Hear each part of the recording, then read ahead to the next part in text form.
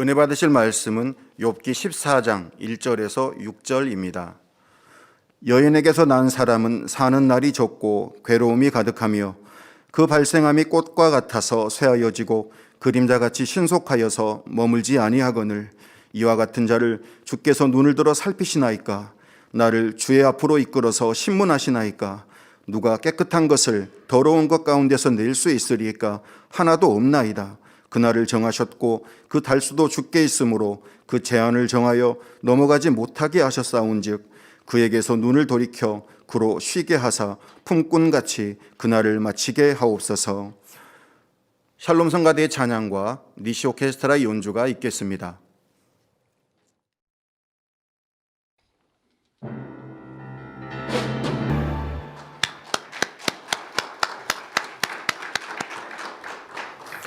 당회장 직무대행 이수진 목사님께서 욥기 강의 32번째 천국 소망이 없는 욥 제아의 말씀을 증거해 주시겠습니다.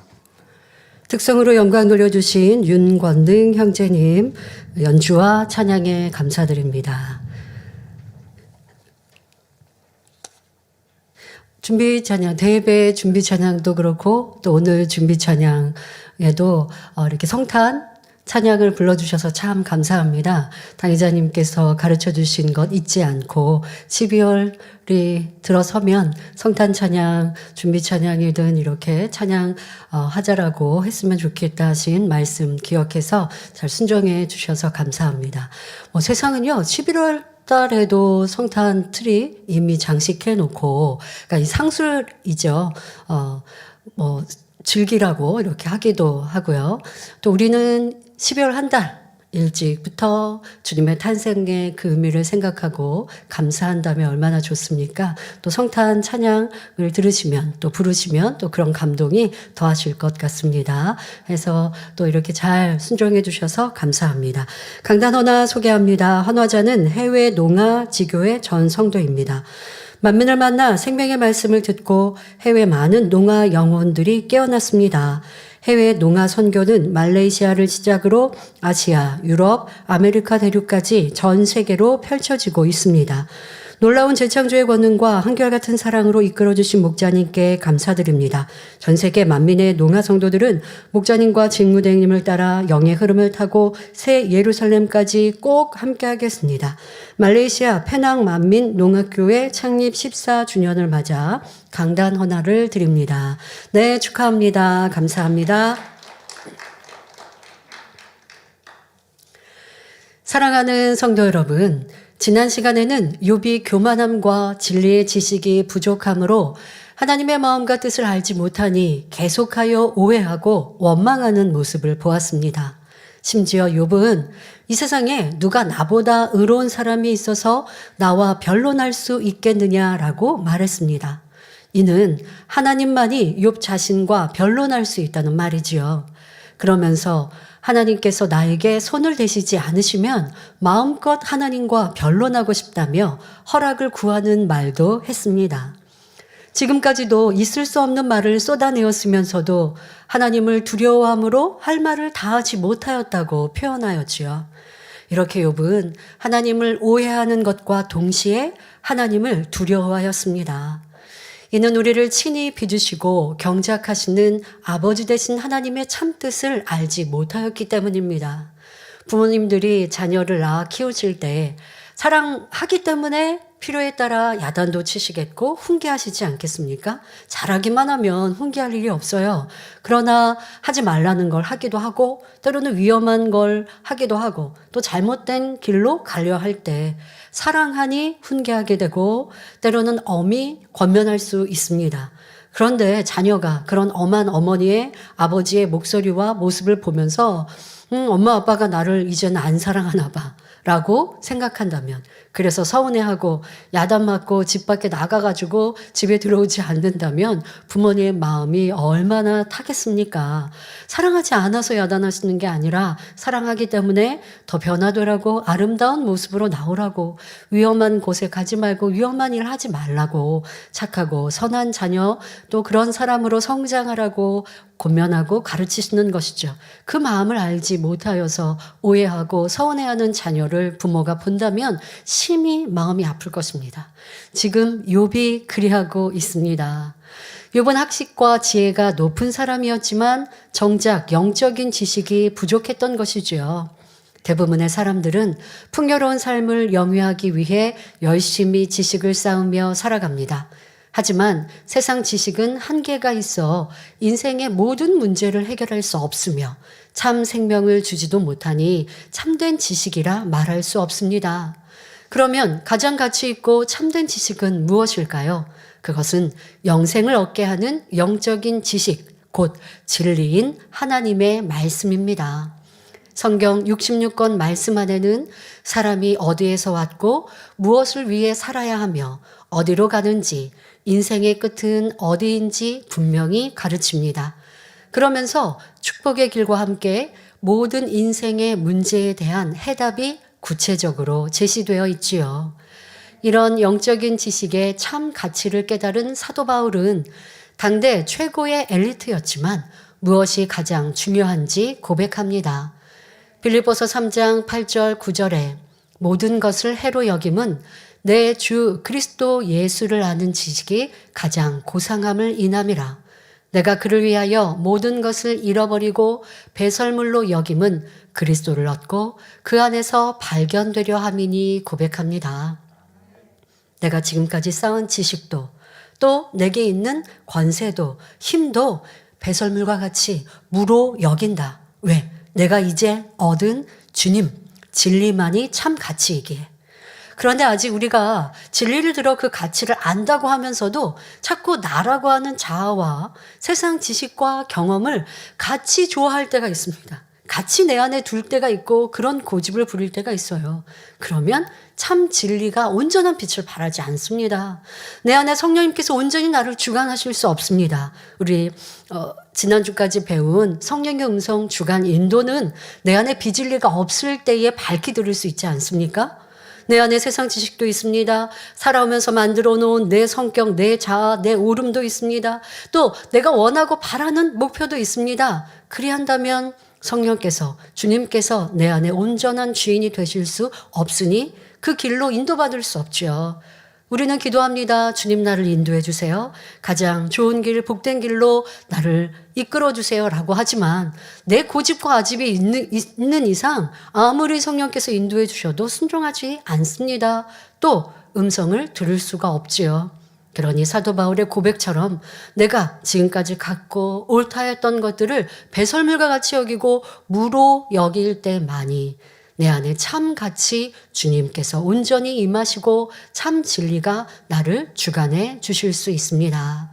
저와 여러분은 최고의 영적 지식인 성결의 복음이 있고 하나님의 권능의 역사가 끊이지 않는 재단에서 신앙생활하고 있으니 얼마나 감사합니까? 오늘도 전하는 영의 지식을 잘 양식 삼아 하나님의 마음과 뜻을 깨달으며 영으로 깊이 성장하는 시간이 되시길 바랍니다. 여러 번 말씀드립니다마는 이 성결의 복음으로 욥기 강의를 풀기 전 여러분들이 혹여 타교에서 신앙생활 하시다가 욥기를 읽거나 하실 때 또 욥기에 대해서 배우실 때 욥처럼 잘 참으면 때가 되면 기한이 차면 이제 하나님의 응답이 오고 문제가 해결된다라고 배우신 기억도 있으실 겁니다. 많은 교회들이 그렇게 욥기를 풀기도 하지만 그렇지 않지요.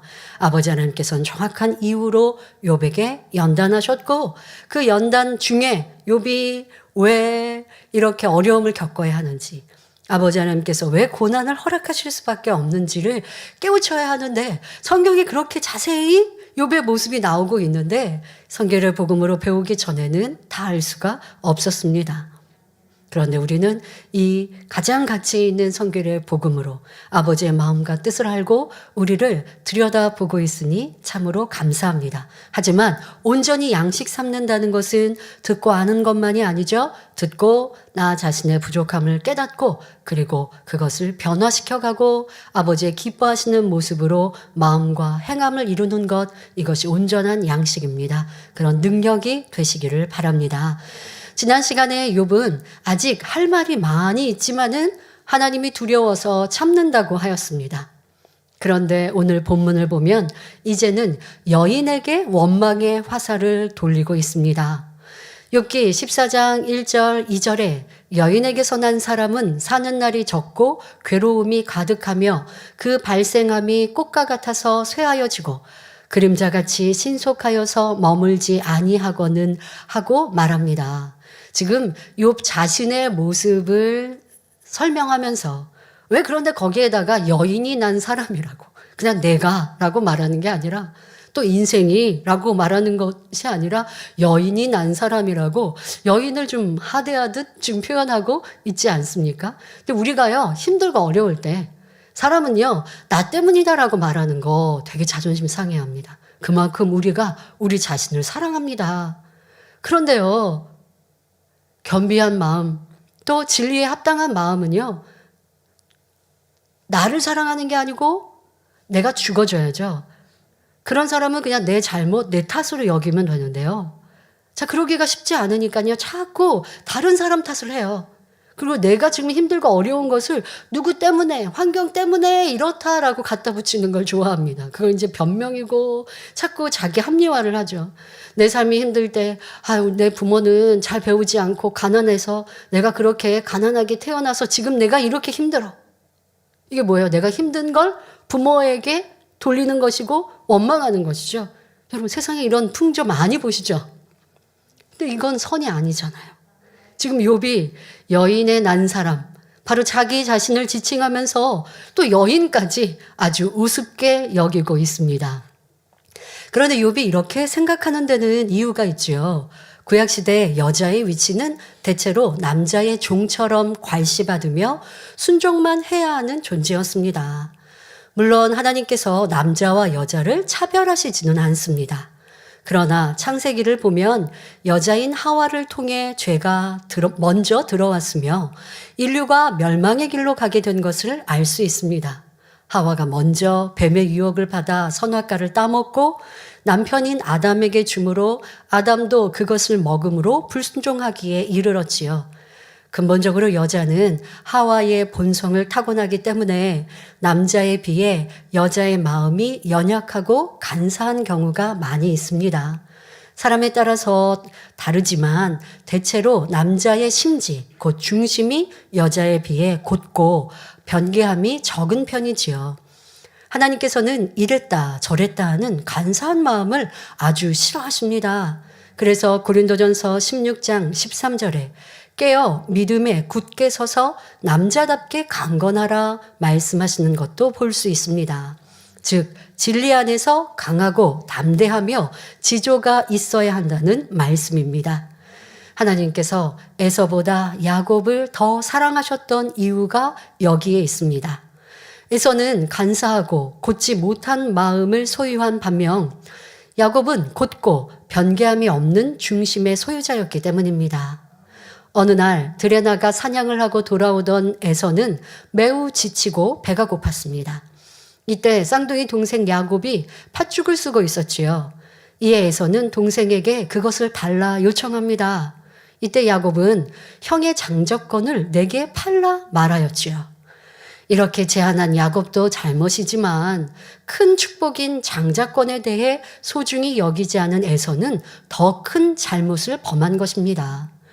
창세기 25장 32절 33절에 에서가 가로되 내가 죽게 되었으니 이 장자의 명분이 내게 무엇이 유익하리요? 야곱이 가로되 오늘 내게 맹세하라. 에서가 맹세하고 장자의 명분을 야곱에게 판지라. 팥죽 한 그릇에 이 귀하고 귀한 장자권을 팔더라는 것입니다. 배고픔도 참지 못하고 너무도 중요한 장자권을 동생에게 넘긴 에서에게 어찌 하나님이 큰 축복을 주시며 귀히 사용하실 수 있겠습니까? 여러분들 삶 속에서도요, 이 에서의 변개함이 많은 간사한 이런 마음들 우리의 삶에서도 돌아보고 고쳐야 합니다. 어떤 크고 중요한 선택에 있어서만이 아닙니다. 여러분 지금 에서가 말하죠. 내가 죽게 되었는데 장자권이 무슨 소용이냐라고 말하는데요. 여러분 삶 속에 어렵고 힘든 일이 뭐 있을 수 있어요. 그런데 그런 표현들조차도 이 에서처럼 쉽게 하시면 안 됩니다. 지금 에서가 아무리 배가 고프고 힘들다고 죽기까지 했겠습니까? 그리고 동생이 지금 팥죽 쓰고 있으면 그래도 말 가까이든 뭐 길이 있지 않겠습니까? 근데 내가 죽게 되었다라고 말하는 거. 그러니까 세상 사람들 뭐라 그래요? 난 죽겠어. 이런 말도 쉽게 하잖아요. 그러면 죽을 일이 오는 거예요. 살다 보면 피곤할 때도 있고 힘들 때도 있습니다. 하지만 그것을 자꾸 입으로 고백하고 인정해 버리면 그렇게 돼버려요. 하지만 조금 더 참으면 되고요. 조금 더 인내하면 되고 힘들 때 말하지 말고요. 그것을 인정하지 말고 생각하지 말고 저는 그렇게 생각합니다. 사람이 100m 학교 다닐 때 학창시절에 100m 달리기를 힘껏 달리면 여자들은 기껏해야 한 20초 안으로 들어와요. 뭐 늦게 달리는 친구들은 뭐 20초, 22초도 있지만 저는 뭐 16초, 17초 때 그렇게 빠르지는 않지만 한 여자치고는 한 중간쯤 이렇게 달렸습니다. 그런데 그렇게 달려도요, 도착 지점에 이르르면 헉헉대요. 여러분 기억나시죠? 100m고 20초 안팎으로 달렸는데도 헉헉대요. 그건 뭐냐? 전력 질주했다는 거거든요. 그럼 그렇게 허걱대고 죽을 것 같아요. 근데 그럴 때 그런 말 있죠. 죽을 것 같아라는 친구들 그렇게 표현할 때 있겠지만 그렇다고 안 죽어요. 그냥 호흡을 좀 가다듬으면 되고 1분, 2분이면 되고 또 오래 달리기 할 때도요. 여자들은 이제 800m 학창시절에 달리는데요. 800m 몇 분 달리고 나면 진짜 숨이 턱까지 차오르고 너무 힘들죠. 그렇지만 그 힘든 것도 몇 분 어간이면 다 해결되는 거예요. 그런데 그 중에는 정말 널브러져서 바닥에 그 운동장이 널브러져서 막 이렇게 뭐 체력에 따라 다를 수는 있어요. 그런데 조금 더 인내하고 참는 사람은 실력으로 향상되는가 하면 그렇지 않고 그냥 주어진 상황을 다 말하고 그 상황에 그냥 앞서 말씀드린 것처럼 널브러져 버리면 실력이 향상되지가 않는 거죠. 여러분들 영적으로나 육적으로도 마찬가지입니다. 사람 사이에도 마찬가지입니다. 저 사람이 나를 너무 괴롭히고 힘들게 합니까? 나 저 사람 때문에 진짜 회사를 다닐 수 없어.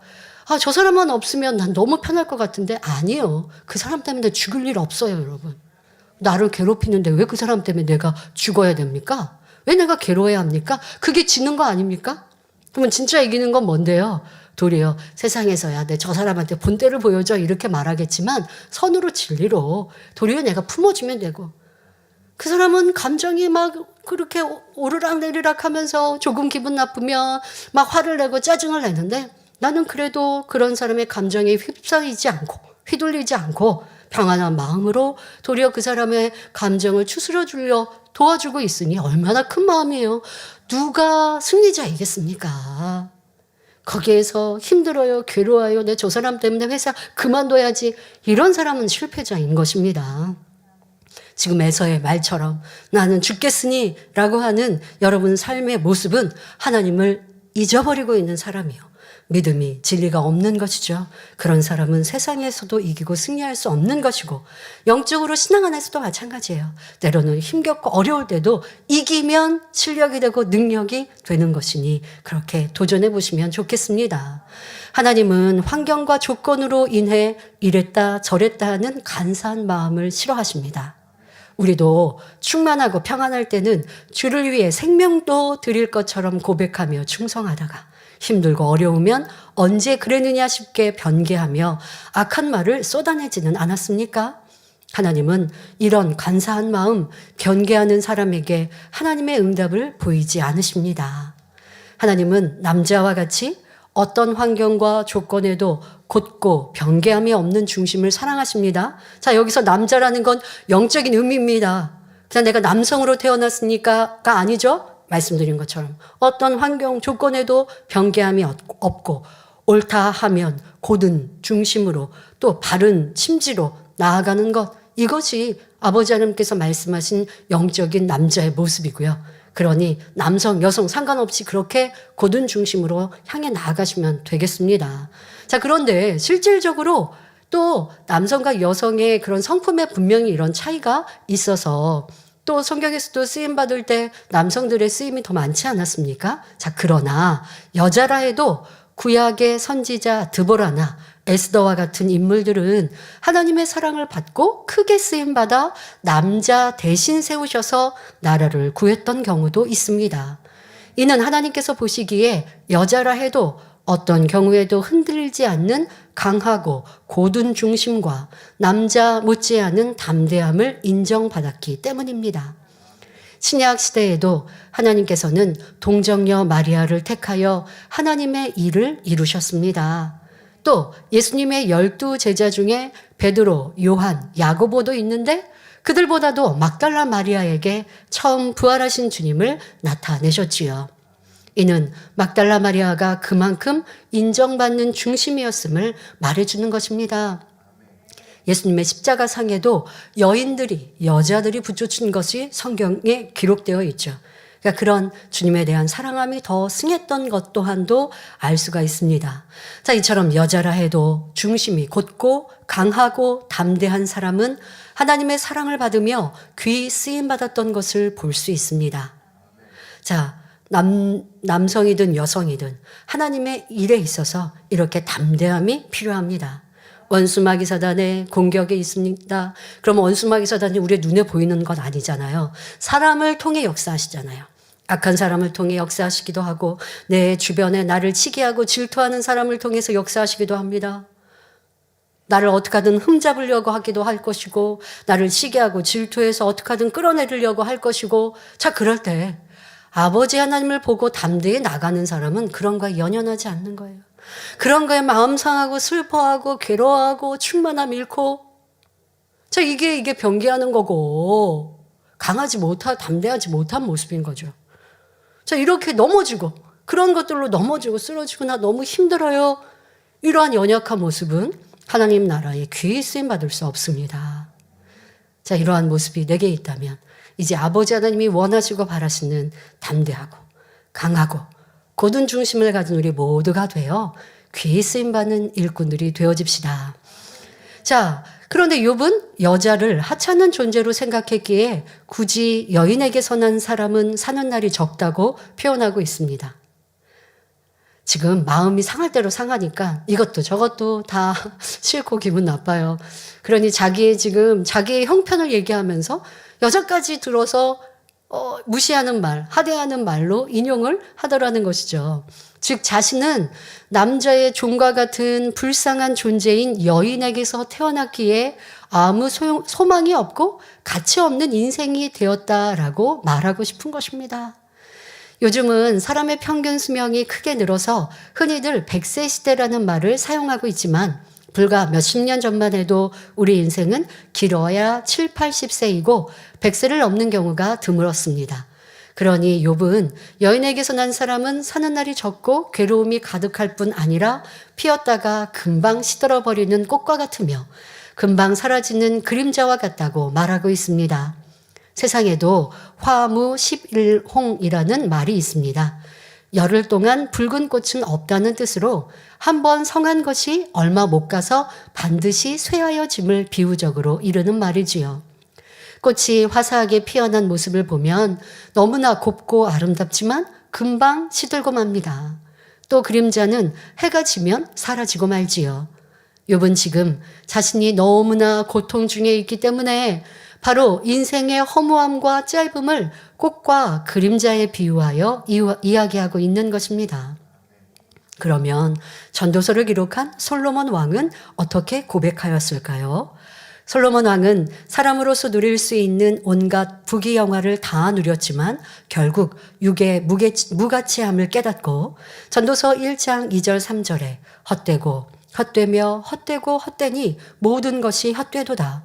사람이 해 아래서 수고하는 모든 수고가 자기에게 무엇이 유익한고라고 고백하였습니다. 사람이 아무리 많은 것을 취하며 자기 마음을 채우려 해도 소용이 없고 평생 수고하여 공로를 쌓아도 종국에는 죽음뿐이라는 것을 깨달았던 것입니다. 지혜가 있고 학식이 높으며 명성을 날린 사람도 그 이름이 영원하지 않습니다. 악인이나 선인이나 부자나 가난한 자나 결국에는 죽습니다. 평생을 수고하며 쌓은 것들도 사람이 죽어서 한 줌 흙으로 돌아가 버리면 더 이상 누릴 수가 없으니 헛될 뿐입니다. 그러므로 야고보서 4장 14절에 내일 일을 너희가 알지 못하는도다. 너희 생명이 무엇이뇨? 너희는 잠깐 보이다가 없어지는 안개니라 말씀했고, 시편 144편 4절에 사람은 헛것 같고 그의 날은 지나가는 그림자 같으니다 라고 말씀하시는 것입니다. 이렇게 잠깐 보이다 없어지는 안개와 그림자 같은 생명을 영원한 하나님 나라를 위해서 드린다면 얼마나 큰 복입니까? 그러니까 우리는 인생의 허무함은 철저히 느껴야 돼요. 그러나 인생은 육은 허무하나 변하지 않는 반대로 영은 영원한 것이요 가치 있다라는 것을 알아 참된 가치를 향해 달려가야 합니다.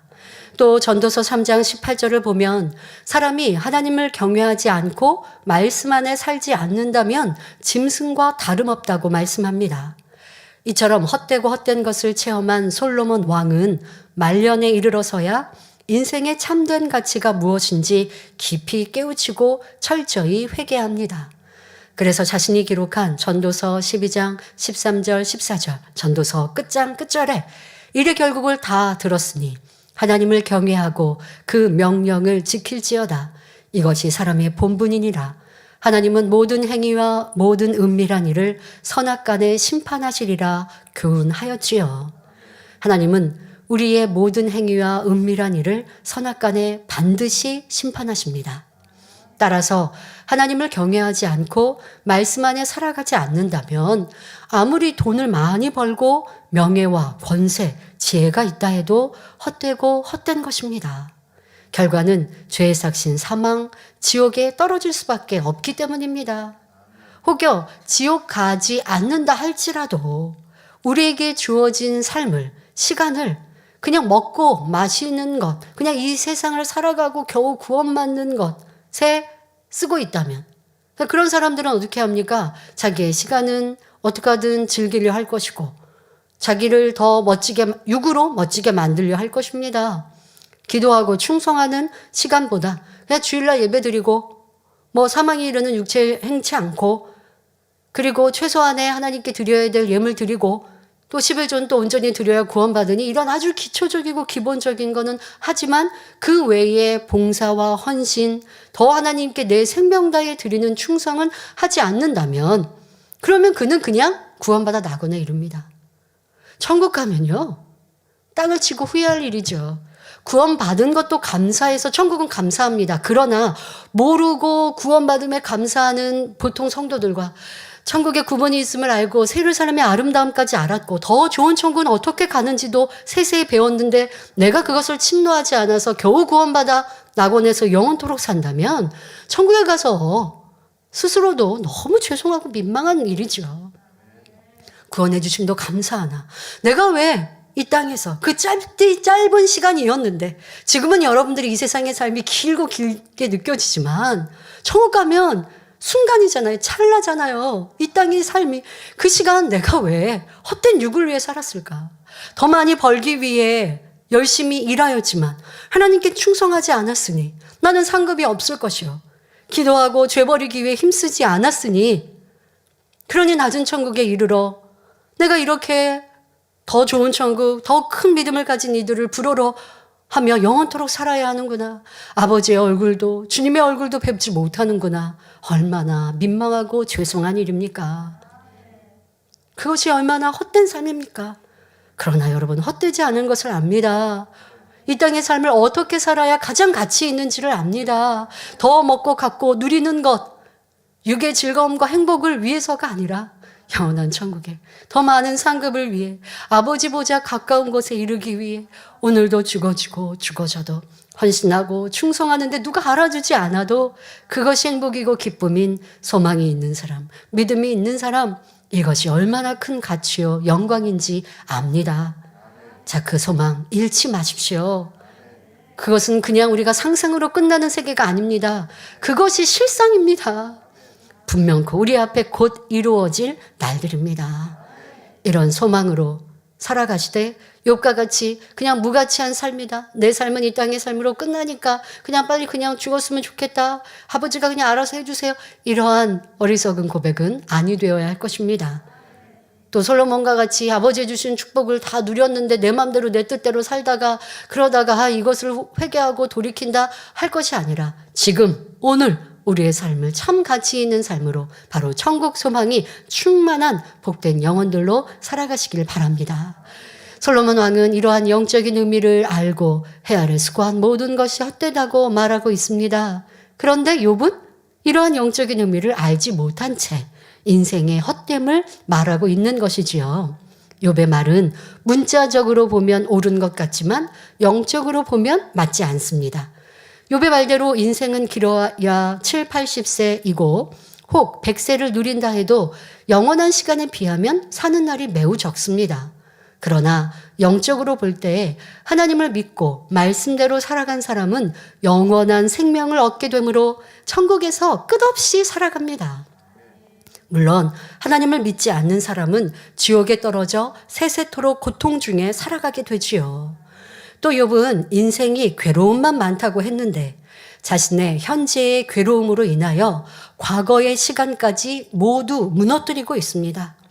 과거를 생각해 보면 행복한 순간이 많이 있었지만 현재의 고난 때문에 과거의 아름다운 추억까지 부정하고 있는 것이죠. 이러한 모습은 교회 연단회 때에 참 많이 듣고 볼 수 있었습니다. 이 재단 목자를 통해 치료받고 응답받고 축복받고 행복했는데 그 날들이 수십 년의 시간이었는데 지킴받고 보호받고 안전했는데 이 재단에서 아버지 하나님을 만나 주님을 만나 목자의 권능으로 인해 병원에 안 가고 약 안 먹은 날이 수십 년이 되었는데 그 감사는 온데간데 없이 사라지고 당회자님 계시지 않고 교회적인 연단이 오니 괴로워요, 힘들어요, 나만 믿는 재단에 온 게 후회돼요. 누가 억지로 여러분들 여기에 잡아놓고 있었습니까? 지금 이 욥과 같이 잠깐의 이 시간 전에 누렸던 행복과 기쁨과 축복은 더 길고 더 크고 아름다운데 지금 연단이 오니까 과거를 뒤를 돌아본 모든 것이 다 나빠요. 다 싫어요. 라고 한다면 이게 얼마나 선하지 못한 고백입니까? 이러했던 여러분들의 마음과 생각이 있습니까? 그러나 참 믿음과 소망이 있는 사람은 어려움이 왔을 때 과거의 내 축복이 과거에 누렸던 그 모든 것이 더 감사의 조건이 되더라는 것입니다. 찬양의 가사처럼 전에는 당연한 줄 알았던 것이 그것이 너무나 큰 감사였구나. 내가 가진 것이 아니고 아버지가 주셨던 은혜였구나 하고 더 많은 감사의 고백을 하게 되더라는 것입니다. 좋아도 좋지 않아도 감사할 수 있는 것, 이것이 참 믿음이요 아버지 원하시는 참 자녀의 모습입니다. 이렇게 믿음이 있다면 설령 지금은 환난 중에 있다 해도 과거에 누렸던 축복에 감사하고 하나님의 응답을 기다리며 미래를 소망할 수 있어야 합니다. 여러분, 과거를 지난 날을 돌아보며 감사할 수 있는 사람, 그런 사람은 믿음이 있고 소망이 있는 것이죠. 그리고 현재 어려움에 때를 한다 할지라도 나를 바라보고 내일을 꿈꿀 수 있는 사람, 이것이 참 믿음 있는 사람입니다. 과거를 되돌아보면서 그때가 좋았지, 그때도 돌아가면 좋겠어, 이것도 안 돼요. 과거의 시간을 감사할 것이고 현재 어려움 또한도 감사할 것이고, 왜? 이 시간을 통해 나를 더 아름답게 변화시켜 주실 터이니, 연단을 통해 정금같이 나올 것이니, 부족한 내 모습이 발견되어도 변화되면 될 것이니, 이것도 감사요. 그런 사람은 내일이 꿈꿔져요. 그런데 혹여 내일이 소망이 없는 분들이 계십니까? 만민의 우리의 재단을 생각할 때 내일이 그려지지 않아요. 내일이 소망이 없어요. 믿음을 잃은 분들이죠. 그런데 대다수의 우리 성도님들은 어떠하십니까? 학예 수련회에 모이고 또 창립에 모여서 잠깐의 그 시간을 가져도 우리가 나아갈 길이 이렇게 확실히 있고 아버지가 우리에게 이렇게 행복하고 기쁘게 하시는데 그래서 소망이 꿈이 더 넘쳐요 하고 그 소망으로 꿈으로 한 달도 두 달도 고백들을 하신다고 해요. 그냥 현실만 좋은 게 아니라 내일을 꿈꿀 수 있는 소망, 이것이 참 믿음의 사람입니다. 그리고 인생이 괴로움이 가득하다는 것은 신앙인들에게 맞지 않습니다. 지금 욥은 그렇게 고백하고 있는데요. 그냥 인생은 괴로움뿐이다 라고 말하는 이것이 우리 신앙인들, 신앙을 가진 믿음의 사람들, 하나님의 자녀들은 그것은 있어서는 안 됩니다. 왜요? 성령을 받은 하나님의 자녀는 항상 기쁘고 즐거움이 넘쳐야 합니다. 하루가 지나면 신랑 되신 주님을 만날 날이 그만큼 가까웠고 열심히 일한 만큼 하나님 나라와 의가 이루어져 가니 기쁘고 즐겁지요. 우리는 꽃같이 반짝 피었다가 시들어가는 것이 아니라 매일매일 더 새롭고 성령 충만하며 영혼이 점점 잘 되어가야 합니다. 가끔 성도님들이 점점 내가 나이가 들어가고 그래서 노쇠해지는 것을 슬퍼하는 이러한 장년 성도님들이 계십니까? 여러분 그러지 마십시오. 보통 세상 사람들 인생에서는 그리합니다. 주름이 생기는 게 싫고 거울을 보기가 싫고 그래서 사진 찍는 게 싫고 옛날에 젊었을 때 한창이 때와 지금은 너무 달라서 이제 내 모습을 보는 게 싫다 이러시는데요. 그러지 마시고 그런데 이제 여러분들의 얼굴도 여러분이 책임지셔야죠. 내가 젊을 때 내 삶에서 인상을 많이 쓰고 기뻐하고 감사하라는 말씀이 아니라 짜증하고 힘들어하고 불평했다고 하면 얼굴에 주름이 많이 생겼을 것이고 성령 충만하게 살지 않았다고 하면 얼굴이 까매졌을 것이고 그러면 이제 내 모습을 볼 때 내가 보기 싫어진다라고 말할 수 있죠. 그러면 그제서라도 천국 소망으로 믿음으로 아버지 말씀대로 살면 회춘되어지거든요. 그렇게 살아가시는 성도님들이 내가 자연스럽게 나이 들어가는 걸 그렇게 싫어하시지 말고요. 그게 자연의 법칙이고 그러나 여러분들 우리의 영혼은 날마다 새로워지는 것 그러니까 괜찮은 거예요. 여러분들의 내 영혼은 청춘이고 내 영혼은 아버지 하나님 앞에 어린아이 같은 모습으로 나아가니 또 교회 생활하신다 보면 얼마나 젊은이들과 함께 신앙생활하니 젊어질 수 있지 않습니까? 새 찬양도 배우고 또 젊은이들이 부르는 찬양 화요창 예배도 내가 GCN 방송을 통해 함께 예배하면 모르는 찬양이지만 나 모르는데 왜 저런 거 불러? 하지 말고 배우려고 하고 또 따라 부르고 근데 우리 성도님들은요 장년 성도님들도요 젊으셔서요 감각도 뛰어나시고 찬양도 한두 번 부르면 금방 배우세요. 가사를 못 외울 수는 있지만 음악도 금방 따라하시고 노래 잘한다 못한다도 아시고 저거 잘한다 못한다도 잘 보세요. 얼마나 여러분들의 감각이 뛰어나신데요. 교회 생활을 하면서 모든 것이 이렇게 다 좋아지고 계시니 나는 왜 이렇게 늙었을까 괴로울까 그러니 빨리 세상 사람 하는 말 빨리 죽어야지 마음은 바라지도 않으시면서 그런 말들을 아버지 기뻐하지 않으십니다. 근데 얼굴은 육은 조금 내가 나이가 젊을 때하고는 다를 수 있죠. 그러나 성숙한 모습 또 그것도 좋은 것이고 교회 안에는 이렇게 더 삶의 경험이 있고 그렇지 않은 젊은이들 모두가 어울러서 함께 하나님의 일을 이루어가는 것이니 또 내가 내 젊을 때처럼 청춘으로 일할 수 없으면 기도하면서 교회를 위해 젊은이를 위해 또 간구해 주시면 이 또한도 큰 힘이 되어지시는 거죠. 그런데 내가 그때처럼 못하니까 너무 힘들어 어려워 나는 필요치 않은 사람 같아 이것 자체도 지금 욥이 부정적으로 말하는 것과 다를 바 없는 거예요. 여러분 욥의 모습이 여러분들의 삶에 했던 말과 생각을 다 말할 수는 없어요. 그러나 욥이 지금 이렇게 말하고 인생은 허무해라고 말하는 게 잘못됐다는 거예요. 영적으로는 틀리다는 거예요. 여러분들도 그럴 때가 얼마나 많이 있어요. 믿음 있고 소망이 있다고 하면서 나는 불필요한 사람 같아. 나 그냥 젊은 사람들이 이렇게 하지 나는 이제 쓸모없는 것 같아. 가정에서나 아니면 또 교회에서 이런 말이 아니라 세대가 바뀌면 또 바뀐 시대 안에서 내가 전에는 앞서 나갔지만 이제는 기도하면서 뒤에서 밀어주고 도와줄 수도 있는 것이거든요. 자, 이러한 마음으로 나아가면 성령 충만함 잃지 않습니다. 총회가 진행되고 있는데 혹여 내가 기관장이었는데 다음 주에는 이제 기관총회 하시죠. 기관장이었는데 다른 분이 기관장이 되고 내가 떨어졌습니다. 나 이제 우리 기관엔 필요 없나 봐. 내가 열심히 이렇게 헌신했는데 기관 식구들이 나를 알아주지도 않네? 하고 서운해한다면 욥과 같이 시험 드는 것이고 그게 아니라 내가 기관장으로서 열심히 잘한다고 했는데 또 내가 머리로 잘했나 보다. 나보다 잘하는 기관장을 만들어냈으니까. 그래서 다른 분이 됐으니 얼마나 감사한가. 내가 잘 도와드려야지. 이런 마음이라면 승리한 것이고 항상 매사에 부정적인 모습이 아니라 아버지의 기뻐하시는 마음과 생각을 가지시기를 바랍니다. 더더욱 우리의 육은 때로는 노화되는 것 같아도 우리의 영혼은 날마다 새롭습니다. 성경은 말씀하시죠. 고린도후서 4장 16절에 그러므로 우리가 낙심하지 아니하노니 겉사람은 후패하나 우리의 속은 날로 새롭도다 말씀한 대로 육의 사람이 점점 비진리의 육을 벗어버리고 신령한 영의 사람으로 변화되어 가야 하는 것입니다. 이것이 여러분들의 인생관이 되어집시다.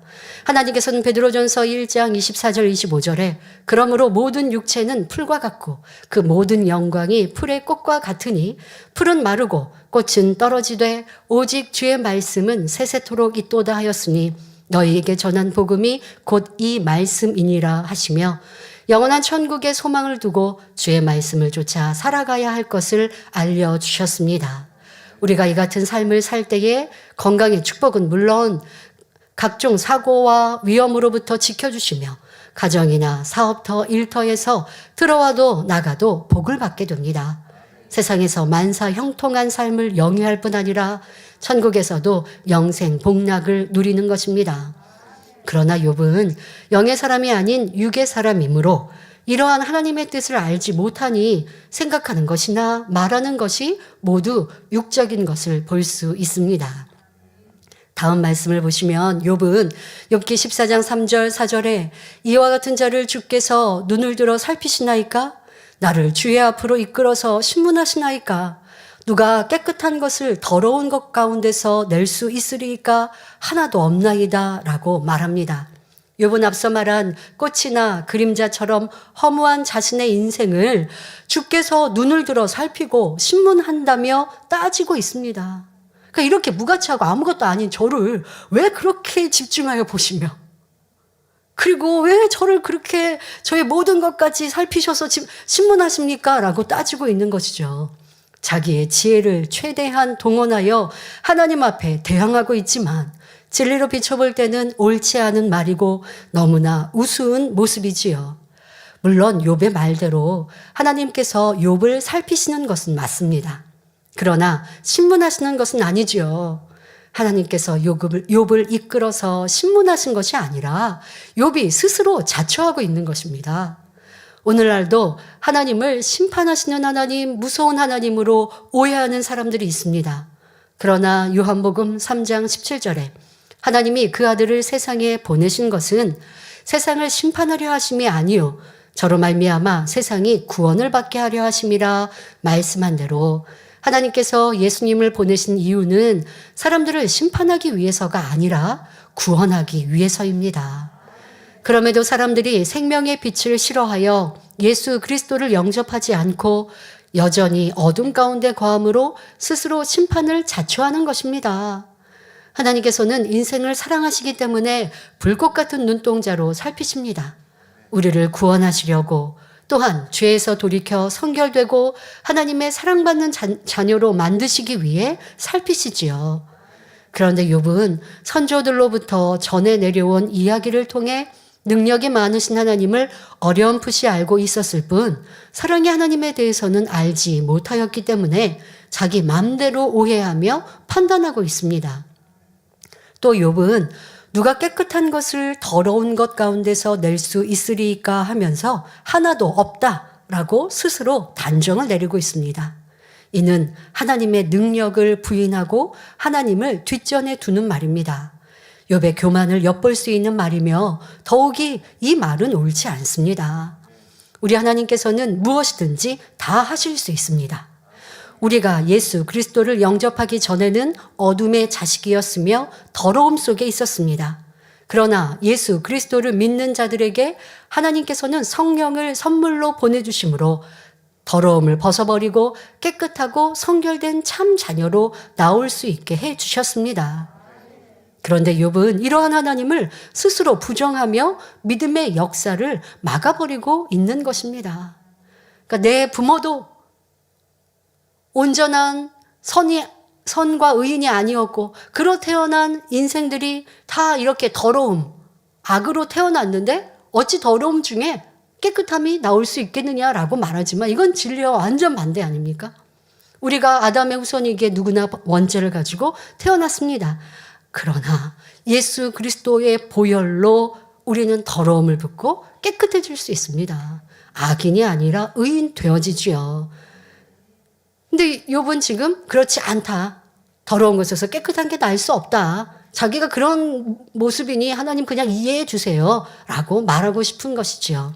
자, 이어서 욥기 14장 5절 6절에 그 날을 정하셨고 그 달수도 주께 있으므로 그 제한을 정하여 넘어가지 못하게 하셨사온즉 그에게서 눈을 돌이켜 그로 쉬게 하사 품꿈같이 그날을 마치게 하옵소서라고 말합니다.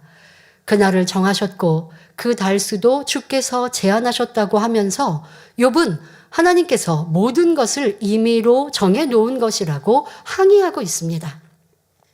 자신을 이렇게 고통받도록 하나님이 예정해 놓으셨다는 것이죠. 욥은 선진들로부터 들었던 하나님을 생각하고 있습니다. 그런데 그 하나님을 잘못 이해하고 있었습니다. 욥은 하나님이 이스라엘 백성들을 출애굽시키셨고 홍해를 갈라 마른 땅으로 건너게 하셨으며 마라에 이르렀을 때는 쓴물을 단물로 변하게 하셨다는 내용들을 알고 있었지요. 문제는 이 모든 것을 예정 가운데 마음대로 역사하시는 하나님이라고 오해하고 있다는 사실입니다. 욥이 생각해 볼 때 하나님은 예정해 놓고 사람을 살리고 죽이는 등 마음대로 하시는 분이라는 것이죠. 따라서 하나님이 욥 자신도 예정해 놓고 이렇게 만들어 놓았다고 단정하는 것입니다. 그러면서 하나님, 저는 이렇게 불쌍한 여인에게서 태어난 연약한 자이니 용서해 주시고 이제는 좀 편안하게 쉬게 해 주세요. 아무 자유가 없이 시키는 대로만 일하는 품꾼같이 인생을 마치게 해 주세요. 그러니까 무슨 말이냐? 자기는 그냥 시키는 대로 그냥 하는 품꾼. 그냥 그렇게 하나님께서 저를 그렇게 모든 거 마음대로 하셨으니까 그래요. 저는 그냥 하나님이 시키시는 대로 되는 품꾼입니다. 그러니 그냥 제 인생을 이렇게 마치게 해주세요. 라고 모든 것을 자포자기한 듯 그러나 모든 책임을 하나님께 돌리며 말하고 있습니다. 품꾼은 그날 노동의 대가로 삭슬 받고 살아가는 사람입니다. 정해진 시간 동안은 고용주가 시키는 대로 일을 해내야 하기 때문에 자유가 없지요. 그러나 하나님은 우리 사람을 인생을 품꾼같이 대하지 않으셨습니다. 인간에게 자유의지를 주셨기에 사람은 자신의 의지대로 선택하며 살아가는 것입니다. 하나님께서 강제로 사람의 마음을 움직이는 것이 아니라 사람이 자유의지 가운데 선을 행하기도 하고 반대로 악을 행하기도 하며 사랑하기도 하고 시기 질투를 하기도 하는 것이지요. 그런데 내가 내 자유의지로 죄를 짓고 악을 행해놓고 하나님이 왜 막아주시지 않느냐고 하나님이 내 환경과 조건을 이렇게 만드셨다고 한다면 절대 아니 되지요. 자, 우리의 모든 행위에 관한 심판은 우리가 그대로 거두게 됩니다. 내 자유의지에 따라 내가 선택했어요. 하나님이 그렇게 만드신 거 아닙니다. 그렇다면 하나님이 우리 사람을 창조하실 필요가 없으셨어요. 하나님이 마음대로 하실 거라면 사람을 만드실 필요가 없다고요. 왜? 하늘나라의 천사들이 그냥 하나님이 만드신 대로 움직이는 존재거든요. 하늘에 있는 그 영적인 존재들은 하나님이 만드시는 대로 시키신 대로 그대로 움직여요. 불순종은 없어요. 그런데 하나님은 그것이 아니라 자유의지로 우리가 하나님을 선택하고 사랑하고 진리를 선을 쫓기를 원하셔서 그 목표를 두고 목적을 가지고 인생을 지으셨다고요. 사람을 만드셨다고요. 그래서 우리가 자유의지에 따라 선도 악도 죄도 진리도 의도 선택하는 것이지 하나님께서 그렇게 우리를 억지로 만드시고 내 환경을 그렇게 몰아가신 게 아니에요. 그리고 내가 선택한 그 대가와 결과, 심판 또한 내가 책임져야죠. 내가 거두는 것입니다. 그런데 욥이 생각하기에 하나님은 욥을 치고 싶으면 치셨고 자녀를 데려가고 싶으면 데려가셨으며 하나님 마음대로 재물을 거두어가고 싶으면 다 거두어 가셨고 악창으로 치시는 등 하나님이 자기 마음대로 하는 분이었습니다. 우리가 하나님 말씀을 오해하면 욥과 같이 자신이 잘못해놓고도 모두 하나님 탓으로 돌려버리게 됩니다. 예를 들어 자신의 실력이 부족하여 대학에 떨어졌는데 마치 하나님이 떨어지게 한 것처럼 오해하거나 또는 떨어지는 것이 하나님의 뜻이라며 책임을 하나님께 돌리는 경우가 있지요. 이렇게 하나님 앞에 원망과 책임을 돌리면 중심에서 우러나오는 감사가 나올 수 없고 그러면 자신의 잘못을 발견할 수가 없습니다. 인생을 살아가는 동안 시험이 와도 반드시 이유가 있는 것이며 어려움을 당해도 정확한 공의의 법칙 속에 필연적으로 이루어지는 일들입니다. 진리로 비춰보면 하나님이 그렇게 만드신 것이 아니라 사람이 하나님 말씀에 어긋나게 행함으로 자초한 것임을 알 수 있습니다. 교회적인 연단할 때에도 교회에 탓을 하는 경우도 목자에 지금의 주어진 이런 환경에 탓을 하는 경우도 얼마나 많이 듣고 봅니까? 내 믿음을 잃고 내 충만함을 잃은 건 자기의 목 아닙니까? 그런데 교회가 이렇게 어려운 상황이 되니 시험이 오니 연단이 오니 그러니 내 믿음을 잃었다고요? 아니요. 내 믿음인 거예요, 그냥. 내 선택인 것이고 내 행함이었던 것이죠. 어떤 이유가 성립되지 않아요. 도리어 그러한 연단을 통해 나를 보게 하시는데 변화가 안 되는 사람, 문제 해결을 제대로 못하는 사람, 계속 틀린 오답을 쓰는 사람은 자꾸 환경을 무엇을 탓하고 이유된다고요. 욥이 그리하듯 절대 그런 어리석은 사람이 되지 맙시다. 자, 그러면 영적인 사람은 문제가 왔을 때 어떻게 할까요? 설령 앞길이 꽉 막히고 사망의 음침한 골짜기와 같은 상황이라 해도 믿음의 고백을 하며 하나님을 의지합니다. 자, 예를 들어 선지자 요나는 니느웨로 가라 하신 하나님의 말씀에 불순종하여 다시스로 도망가다가 다시스로 가는 배를 선택하여 탔죠. 자, 그러다 풍랑이 일어났고 그 배가 이제는 침몰할 위기에 이르렀습니다. 그러니 뱃사람들은 이런 상황을 압니다. 배의 짐들까지 다 내리고 바다에 던지고 배를 가볍게 해서 이 풍랑의 때를 어떻게 하든 우리가 잘 모면하자 했는데도 이 풍랑은 멈출 줄 모르고 계속 거세집니다.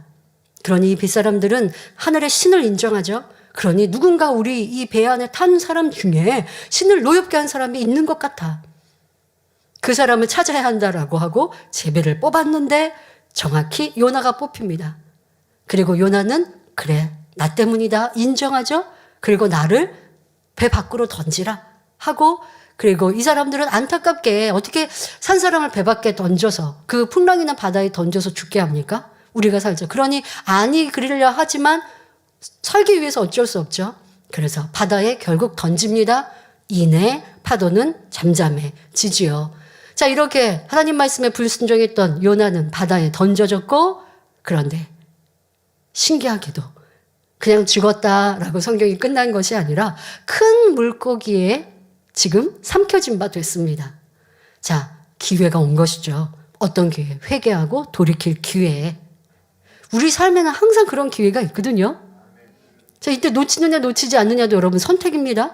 불평하고 원망하고 환경을 탓하는 사람, 이 사람 저 사람 세상 말로 물귀신 작전처럼 이 사람 때문에 저 사람 때문에 하는 사람은 지금 풍랑이나 바다에 던져져서 그냥 꼬르르 하고 수장되어 죽을 것이고 요나처럼 회개의 기회를 붙드는 사람은 큰 물고기 배에서 회개하고 돌이키는 선택을 할 것입니다. 자, 요나는 절망한 것이 아니라 지금 캄캄한 상황입니다. 무슨 썩은 냄새 좋지 않은 이 불쾌한 냄새가 나는 이 큰 물고기 뱃속에서 이제 나는 죽었구나 하고 있는 것이 아니라 아니면 그냥 어차피 죽을 건데 그냥 빨리 죽자 하고 코 막고 숨 멈춘 게 아니라 3일 동안 하나님 앞에 철저히 회개를 하더라는 것입니다. 그리고 부르짖어 기도하며 요나서 2장 9절에 나는 감사하는 목소리로 주께 제사를 드리며 나의 서원을 주께 갚겠나이다. 지금까지 하나님 말씀하신 것 불순종했어요. 듣지 않았어요. 잘못한 거 회개했고요. 회개한 다음에 도리어 감사의 고백을 드리는 거예요. 그리고 이제는 아버지 하나님 말씀하신 대로 하나님의 말씀하신 대로 그대로 순종하겠습니다 라고 고백합니다. 그리고 구원은 여호와께로서 말미암나이다라고 고백하지요. 이렇게 철저히 회개하고 감사 기도를 올리니 하나님께서는 큰 물고기를 주관하여 요나를 육지에 토해내게 하셨습니다. 큰 물고기 뱃속에 당연히 이 큰 물고기가 씹어 삼키든 아니면 그 안에 위액으로 녹아서 온데간데 없이 요나의 형체 없이 사라져야 할 것 같은데 3일 큰 물고기 뱃속에서도 그대로 보존되었다가 회개가 되어지니 큰 물고기가 육지에 토해내더라는 것이에요. 그리고 이제 그러면 육지에 토해낼 때 니느웨 성 가까이 잘 정확히 토해내게 하시지 않았겠습니까? 여러분, 죽을 것 같고 아무것도 안 되어질 것 같은 상황에 요나 같은 선택을 해야지. 욥과 같이 계속 땅치고 한탄하고 내 주변을 살피면서 부모, 형제, 이웃, 배우자, 자녀, 내가 살아왔던 삶을 회개하는 게 아니라 한탄하고 있으면 그거는 물속에 큰 물고기 뱃속에서 이제 죽는 것만 남은 거고요. 요나와 같이 회개하고 돌이키면 산다는 것입니다. 기회를 붙드는 것입니다. 이런 절망 속에 여러분들 어떤 선택을 하셨습니까? 자, 아버지 하나님 이렇게 정확하게 기회를 주시는 사랑의 아버지이시니 그 아버지의 마음과 뜻을 알아드립시다. 내게 허락하신 요나는 나를 죽이고자 하시는 아버지의 뜻이 아닙니다. 나를 변화시키시는, 그래서 더 아름다운 천국같이 나와 좋은 천국으로 이끄시는 사랑이십니다. 그런 아버지의 마음을 알아드립시다. 자, 이처럼 감사할 수 없는 상황에서도 감사를 하면 하나님의 마음이 움직이는 것입니다. 자, 이런 지금 요나와 같이 회개하고 돌이키면요, 중심에 감사가 나와요. 그러니까 그냥 형식적으로 오늘 대회에 말씀하신 대로 회개했다고 하지만 하나님이 받으시지 않는 회개, 그냥 눈물 찔끔 흘리고 회개해야 한다니까, 아니면 내 환경과 조건에 어려움이 오고 육체의 질병이 오니까, 그리고 내가 잘못한 건 분명히 있어서 알고 그러니까 회개한다고 하지만 그냥 입술로만 그렇게 해요. 입술로만 한다는 건 뭐냐면 마음을 찢는 회개. 마음을 찢는다는 건 뭐냐, 내가 잘못한 걸 느껴야 돼요. 내가 어떻게 이렇게 있을 수 없는 잘못을 했을까? 내가 하나님을 업신여기는 이런 모습을 행했을까? 이런 많은 말씀을 듣고도 어찌 그리했을까? 내가 죄인이고 내가 악인이요 하며 가슴을 치고, 어떤 분은 자기 뺨을 때리면서 회개했다라고까지 하시죠. 이렇게 정말 구구절절 내 잘못이고 변화되기 원합니다라고 간절히 통회제복하는 이런 회개, 참 회개가 되면 그 회개 기도가 어떤 아무리 큰 죄를 알지도 쌓이고 쌓여서 하루, 일주일, 한 달 아버지께 메어달리는데 회개의 은혜가 안 올까요? 회개의 은혜가 임해서 철저히 이렇게 회개하고 나면 그 다음에는 기쁨과 감사가 임해요. 왜? 죄사함을 받았으니. 지금 요나가 감사로 고백하고, 그러니 아버지 하나님이 역사하셨습니다. 그런데 이와는 반대로 욥은 원망과 불평이 끊이지 않으며 아예 부정적인 고백으로 하나님의 역사를 막아버리고 있습니다. 그런데 욥은 예정의 하나님으로 잘못 알고 있는 것이 문제이지, 중심에서는 하나님 말씀대로 살아가려고 하는 순전함과 정직함이 있었습니다. 그래서 하나님께서는 연단을 통해 욥이 잘못 알고 있었던 것들을 올바로 깨우쳐 주고자 하시는 것입니다. 결국 욥이 진리를 깨달아 회개하고 악에서 돌이킬 것을 기대하시며 바라보고 계시는 것이지요. 연단을 통해 변화된 욥의 모습을 상상해 보시기 바랍니다. 하나님의 사랑을 깨달아 온전한 축복 가운데 영생의 길을 갈 것이니 얼마나 기쁨과 감사 중에 살아갈 수 있겠습니까? 욥은 아직 암담한 현실 앞에 절망하고 있지만 사실 하나님의 큰 그림 안에는 그에게 올바른 깨우침과 진정한 축복을 주시기 위한 섭리가 담겨 있는 것입니다. 결론을 말씀드립니다. 사랑하는 성도 여러분, 욥은 이 땅의 삶이 끝이라 생각하기에 천국 소망이 없었습니다. 그러니 자신의 비참한 처지를 탄식하며 끊임없이 부정적인 고백만을 늘어놓고 있습니다.